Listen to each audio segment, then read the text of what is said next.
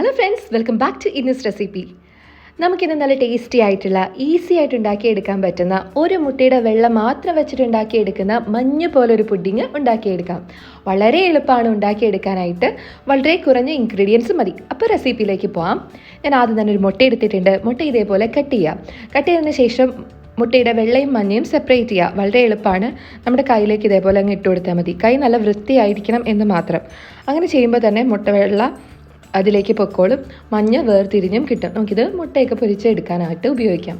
ഇനി എന്താ ചെയ്യേണ്ടതെന്ന് വെച്ച് കഴിഞ്ഞാൽ, ഒരു ഹാൻഡ് ബീറ്ററിൻ്റെ സഹായത്തോടെ നന്നായിട്ട് ഈ മുട്ട വെള്ളം അങ്ങ് ബീറ്റ് ചെയ്ത് കൊടുക്കണം. ഇപ്പം നോക്കിക്കോ, മുട്ടവെള്ളയുടെ കൺസിസ്റ്റൻസി എത്രയാണെന്ന്. കുറഞ്ഞ അളവേ ഉള്ളൂ കേട്ടോ. പക്ഷേ ഇത് നല്ലപോലെ ബീറ്റ് ചെയ്യുമ്പോഴത്തേക്കും നല്ല ഫ്ലഫി ആയിട്ട് പൊങ്ങി വരും. അപ്പോൾ ഇതേ രീതിയിൽ തന്നെ കേക്കിൻ്റെ ബാറ്റർ റെഡി ആക്കുമ്പോഴും നിങ്ങൾ ചെയ്തിട്ടുണ്ടെങ്കിൽ കേക്ക് വളരെയധികം സ്പഞ്ചി ആയിട്ട് കിട്ടും. അപ്പോൾ ഇതേപോലെ നല്ല പോലെ അങ്ങ് ബീറ്റ് ചെയ്ത് കൊടുക്കാം. അപ്പോൾ ഹാൻഡ് ബ്ലെൻഡർ ഇല്ലെങ്കിൽ നമുക്ക് മിക്സിയിൽ ഇത് ചെയ്തെടുക്കാം. അതുപോലെ ഫോർക്ക് കൊണ്ടും ഇത് ചെയ്തെടുക്കാം. പക്ഷേ ഇത് രണ്ടും ചെയ്തെടുക്കുമ്പോൾ ഒത്തിരി അധികം സമയം വേണ്ടി വരും. അപ്പോൾ ഏറ്റവും നല്ലത് ഈ ഒരു ഹാൻഡ് ബ്ലെൻഡർ തന്നെയാണ്. ഹാൻഡ് ബ്ലെൻഡറിൽ തന്നെ ഏകദേശം 4 മിനിറ്റോളം നമ്മൾ സ്പെൻഡ് ചെയ്യേണ്ടതായിട്ടുണ്ട്. അപ്പോൾ എനിക്ക് തോന്നുന്നു ഏറ്റവും ബെറ്റർ ഈ ഒരു ഹാൻഡ് ബ്ലെൻഡർ തന്നെയാണെന്നാണ്. നന്നായിട്ട് ബീറ്റ് ചെയ്ത് ഇതേപോലെ ഫ്ലഫി ആയിട്ട് എടുക്കുക. ഇത് കണ്ടോ, ഇപ്പോൾ ഒരു പീ കൺസിസ്റ്റൻസി വന്നിട്ടുണ്ട്. നമുക്കറിയാം, പീ കൺസിസ്റ്റൻസി എന്ന് പറയുമ്പോൾ ഇതേപോലെ ഡിപ്പ് ചെയ്ത് പൊക്കുമ്പോൾ ഒരു പീക്ക് വരുന്ന കൺസിസ്റ്റൻസി. ഇതിന് ശേഷമാണ് നമ്മൾ ഇതിലേക്ക് ചേർക്കുന്ന പഞ്ചസാരയും അതുപോലെ ഫ്ലേവറിന് എന്തെങ്കിലും ചേർക്കുന്നുണ്ടെങ്കിൽ, ഫ്ലേവർ നിർബന്ധമൊന്നുമില്ല കേട്ടോ. ഇനി നിങ്ങൾക്ക് ആഗ്രഹം ഉണ്ടെങ്കിൽ ചേർക്കണമെങ്കിൽ അതിപ്പോൾ ചേർക്കണം. നേരത്തെ ചേർത്തിട്ടുണ്ടെങ്കിൽ ഇതേപോലെ ഫ്ലഫി ആയിട്ട് നമുക്ക് മുട്ടവെള്ള കിട്ടില്ല. അപ്പോൾ ഈ സമയത്ത് ഞാനിതിലേക്ക് 4 ടേബിൾ സ്പൂണോളം പഞ്ചസാര ചേർത്തിട്ടുണ്ട്.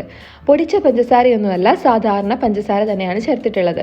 ഇനി ഇതിലേക്ക് നമുക്ക് കുറച്ച് വാനില എസൻസ് ഒഴിച്ചു കൊടുക്കാം. വാനില എസൻസ് ആണ് ഏറ്റവും സ്യൂട്ടബിൾ എന്ന് എനിക്ക് തോന്നുന്നു. ഒഴിച്ചപ്പോൾ തന്നെ താഴോട്ട് പോയിട്ടുണ്ട്. ഒരു 2-3 ഡ്രോപ്സ് ഇതിലേക്ക് വീണിട്ടുണ്ട്. ഇത് മതി കേട്ടോ.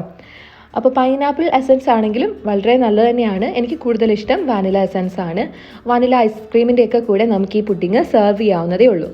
നല്ല പോലെ അങ്ങ് മിക്സ് ചെയ്ത് കൊടുക്കുക, നന്നായിട്ട് ബീറ്റ് ചെയ്ത് കൊടുക്കുക. അപ്പോൾ ഐസ്ക്രീം ഒന്നും ഇല്ലെങ്കിലും വെറുതെ കഴിക്കാനായിട്ട് ഭയങ്കര നല്ലതാണ് കേട്ടോ. ഞാൻ സാധാരണയായിട്ട് എപ്പോഴും തന്നെ ഇതുണ്ടാക്കി കഴിഞ്ഞാൽ വെറുതെ കഴിക്കലാണ് പതിവ്. ഫ്രിഡ്ജിൽ വെച്ച് തണുപ്പിച്ചിട്ട് കഴിക്കാം.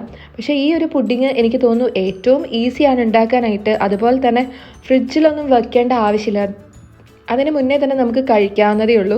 യാതൊരു വിധത്തിലുള്ള മുട്ടയുടെ മണമോ ടേസ്റ്റോ ഒന്നുമില്ല. നല്ല പാലിട്ടങ്ങ് അലിഞ്ഞു പോകുന്ന തരത്തിലുള്ള പുഡിങ്ങാണ്. ഗസ്റ്റൊക്കെ വരുന്ന സമയത്ത് നമുക്ക് ഐസ്ക്രീമിൻ്റെയൊക്കെ കൂടെ സെർവ് ചെയ്യാവുന്നതേ ഉള്ളൂ. കണ്ടോ, നന്നായിട്ട് ഞാനിപ്പോൾ അടിച്ചെടുത്തിട്ടുണ്ട്. ആകെ ഒരു മുട്ടവെള്ളയും പഞ്ചസാരയാണ് ഇതിലുള്ളത്. ഈ ഒരു കൺസിസ്റ്റൻസി ആയിട്ടുണ്ട്, നല്ല തിക്കായിട്ട് വന്നിട്ടുണ്ട്. ഇനി നമുക്ക് ഒരു ബൗളിലേക്ക് സെർവ് ചെയ്യാം. ഞാനിത് ഇഡലി തട്ടിൽ വെച്ച് വേവിച്ചെടുക്കാനാണ് പോകുന്നത്. ഒരു 4 മിനിറ്റ് വേവിച്ചെടുത്താൽ മതിയാവും. അപ്പോൾ ചൂട് തട്ടിയാലും പൊട്ടിപ്പോവാത്തൊരു പാത്രം എടുക്കാം. ഓവനിലൊക്കെ വയ്ക്കുന്ന പാത്രമാണെങ്കിൽ നല്ലതാണ്, അല്ലെങ്കിൽ സ്റ്റീൽ പാത്രം മതിയാവും. അപ്പോൾ ഇതിലേക്ക് ഇതേപോലെ അങ്ങ് സെറ്റ് ചെയ്ത് കൊടുക്കണം നമ്മൾ. ഇനിയിപ്പം നിങ്ങൾ കുറച്ചധികം ക്വാണ്ടിറ്റി ആയിട്ടാണ് ഉണ്ടാക്കുന്നതെങ്കിൽ നമുക്കത് പ്ലേറ്റിലേക്ക് സെർവ് ചെയ്യുന്ന ശേഷം കേക്കൊക്കെ കട്ട് ചെയ്തെടുക്കുന്നത് പോലെ തന്നെ നമുക്ക് കട്ട് ചെയ്തെടുക്കാം. അങ്ങനെയാണെങ്കിൽ ബേസ് നല്ല പോലെ അങ്ങ് ഇളക്കി കൊടുക്കണം. അല്ലെങ്കിൽ അവിടെ എയർ ബബിൾസ് വന്നിട്ടിങ്ങനെ കറക്റ്റ് ഒരു റൗണ്ട് ഷേപ്പിൽ, ആ ഒരു കേക്കിൻ്റെ ഷേപ്പിൽ വരില്ല. അപ്പം ഞാനിതൊരു ബൗളിൽ തന്നെ അങ്ങ് സെർവ് ചെയ്യാമെന്നാണ് വിചാരിച്ചിരിക്കുന്നത്. അതുകൊണ്ടിട്ട് ജസ്റ്റ് ഇങ്ങനെ ഒന്ന് ആക്കി കൊടുക്കുന്നതേ ഉള്ളൂ. ഒന്ന് ലെവൽ ചെയ്ത് കൊടുത്തു. ഇനി നമുക്കിതൊന്ന് കവർ ചെയ്യാനായിട്ട് ഒരു ഫോയിൽ പേപ്പറിൻ്റെ ആവശ്യമുണ്ട്. ജസ്റ്റ് ഫോയിൽ പേപ്പർ ഒന്ന് വെച്ച് കട്ട് ചെയ്തെടുത്തിട്ട് ഇതേപോലെ അങ്ങ് പ്രസ് ചെയ്ത് കൊടുക്കുക. ഇനി ആവി നല്ലപോലെ പുറത്തേക്കൊക്കെ പോകണ്ടേ, അതിന് വേണ്ടിയിട്ട് കുറച്ച് ഹോൾസ് ഇട്ട് കൊടുക്കാം. ഞാൻ കത്തിയുടെ ഈ ഷാർപ്പായിട്ടുള്ള എഡ്ജ് വെച്ചിട്ട് ഇതേപോലെ കുറച്ച് ഹോൾസ് ഇട്ട് കൊടുത്തിട്ടുണ്ട്. ഇനി ഇഡലിത്തട്ട് ചൂടാക്കാൻ വെച്ചിട്ടുണ്ട്. ചെറുതായിട്ട് ആവി വന്ന് തുടങ്ങിയിട്ടുണ്ട്. അപ്പോഴാണ് ഇത് വെച്ച് കൊടുക്കേണ്ടത്. എന്നിട്ട് അടച്ചു വെച്ചേക്കുക. എന്നിട്ട് ആ ആവിയിൽ ഒരു 4 മിനിറ്റ് കറക്റ്റ് വേവിച്ചാൽ മതിയാവും. ഇനി 4 മിനിറ്റ് കഴിഞ്ഞ് ഓപ്പൺ ആക്കുമ്പോൾ വെന്തിട്ടില്ല എന്നുണ്ടെങ്കിൽ ഒന്നുകൂടി ഇതേപോലെ തന്നെ ഫോയിൽ പേപ്പർ വെച്ച് അടച്ചിട്ട് ഒരു 1 മിനിറ്റ് 2 മിനിറ്റ് അങ്ങ് വേവിച്ചാൽ മതിയാവും. അപ്പോൾ ഇത് കറക്റ്റായിട്ട് തന്നെ നമുക്ക് വെന്ത് വന്നിട്ടുണ്ട്. വെന്ത് വരുമ്പോൾ ഇതേപോലെ പൊങ്ങി വരും കേട്ടോ. അപ്പോൾ ഞാൻ ഫോയിൽ പേപ്പർ മാറ്റി ഇനി ഒരു ടൂത്ത് പിക്ക് വെച്ചിട്ട് ഇങ്ങനെ കുത്തി നോക്കാം. കുത്തി നോക്കുമ്പോൾ ഇതേപോലെ ഒട്ടും തന്നെ പിടിക്കുന്നില്ല, നല്ല പോലെ വെന്തിട്ടുണ്ട്. നല്ല സ്പഞ്ചി ആയിട്ട് നമുക്ക് കിട്ടിയിട്ടുണ്ട് കേട്ടോ. അപ്പോൾ ഇതേ രീതിയിൽ തന്നെ നമുക്ക് ഫ്രിഡ്ജിൽ വെച്ചിട്ട് ഐസ്ക്രീമിൻ്റെ കൂടെയൊക്കെ സെർവ് ചെയ്യാവുന്നേ ഉള്ളൂ. ഞാനിത് ജസ്റ്റ് ഒന്ന് ഓപ്പോസിറ്റ് സൈഡ് എങ്ങനെയാണെന്ന് കാണിക്കാൻ വേണ്ടി ഇതേപോലെ പ്ലേറ്റിൽ വെച്ചിട്ടുണ്ട്. കുറേ അധികം ക്വാണ്ടിറ്റി ഉണ്ടെങ്കിൽ ഇതേപോലെ പ്ലേറ്റിലേക്ക് ഇട്ട് കൊടുക്കുക. അതിനുശേഷം നമുക്ക് സിറപ്പോ ഐസ്ക്രീമോ എന്താണെന്ന് വെച്ച് കഴിഞ്ഞാൽ ആഡ് ചെയ്തിട്ട് നമുക്ക് കട്ട് ചെയ്തെടുക്കാം.